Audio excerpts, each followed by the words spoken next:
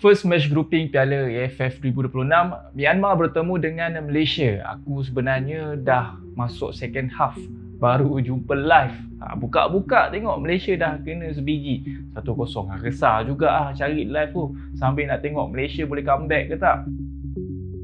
Bila tengok highlight, rupa-rupanya mistake dekat tengah. Malaysia kena counter attack menjadikan situasi time tu 4 versus 3. Attacking Myanmar ni memang nampak lagi efektif dekat belah kiri. Asal dapat bola je memang diorang hantar terus ke belah kiri. Lepas tu sentiasa berjaya deliver dalam kotak penalti. Player nombor 4 Malaysia, Alif Ahmad, nampak striker lah nak cover side kiri Malaysia. Banyak kali juga dia jadi lubuk. Mujur Myanmar ni tak ada luck je. Bola kena tiang lah, kena palang lah. Nampak defend Malaysia macam tak solid bila bertahan dengan 4 player je. Mujur second half, Malaysia comeback 2 gol daripada Paulo Josue.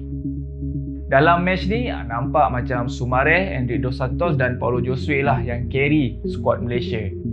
Walaupun berjaya skor 2 gol, tapi tak menunjukkan attacking Malaysia semakin improve di second half. Midfield Malaysia hilang daripada radar. Attacking macam tak ada halu tuju. Silly mistake ada dekat mana-mana. Miss passing, clear ball membabi buta, hantar long ball bodoh.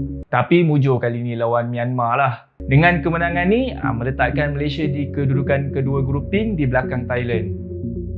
Bagi aku squad ni belum kategori squad juara lah. Banyak benda lagi nak kena improve, nak kena polish. Tapi kita faham je, ini squad yang baru di-form, baru dibentuk oleh Coach Tan Cheng Ho. So takes time sikit lah nak improve semua benda tu.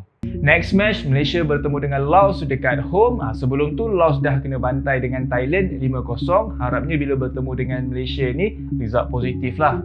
Malaysia teruskan momentum kemenangan ni bila bertemu dengan Laos. Ini baru jumpa Myanmar dengan Laos. Lepas ni nak jumpa Thailand, Filipina. Lagi struggle, lagi high intensity match.